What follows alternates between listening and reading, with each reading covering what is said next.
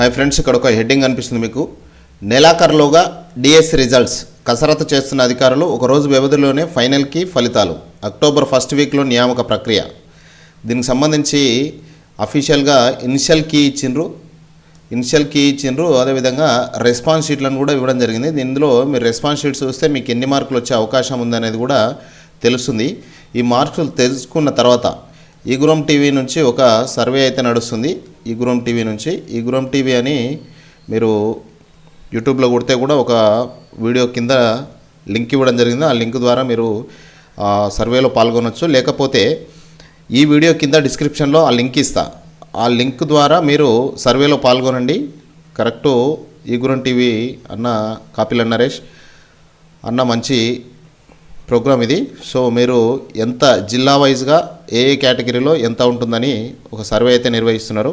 ఖచ్చితంగా దానికి సంబంధించి వీడియో రేపు ఎల్లుండి వచ్చే అవకాశం ఉంది కాబట్టి మీరు ఖచ్చితంగా అందులో పాల్గొనండి. దానికి సంబంధించిన లింక్ అయితే కింద డిస్క్రిప్షన్లో ఇస్తా.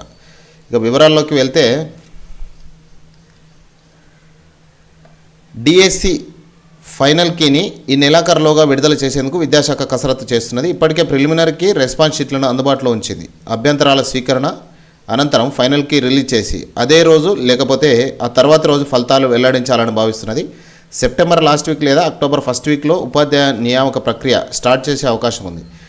జిల్లాల వారీగా పోస్టులు, డిఎస్సి పరీక్ష రాసిన వారి వివరాలు అధికారులు క్రోడీకరిస్తున్నారు.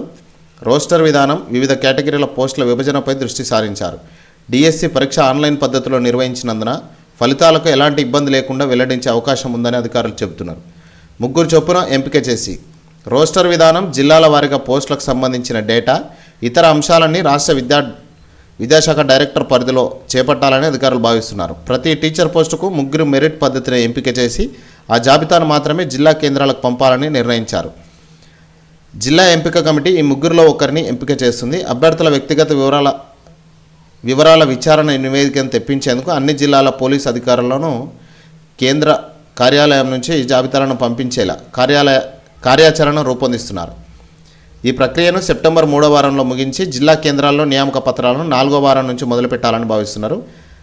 అధికారులు అనుకున్న విధంగా ఈ ప్రక్రియ అంత సమయానికి ముగిస్తే అక్టోబర్ మొదటి వారంలో నియామక ప్రక్రియ ఉండవచ్చని విశ్వసనీయ వర్గాలు తెలిపాయి. మొత్తంగా చూస్తే అక్టోబర్ చివరి నాటికి నియామక ఉత్తర్వులు అభ్యర్థులకు అందించే అవకాశం ఉన్నట్టు తెలుస్తుంది. మొత్తానికైతే ఈగురం టీవీ చేస్తున్నటువంటి సర్వేలో పాల్గొనండి. కింద లింక్ ఇస్తా.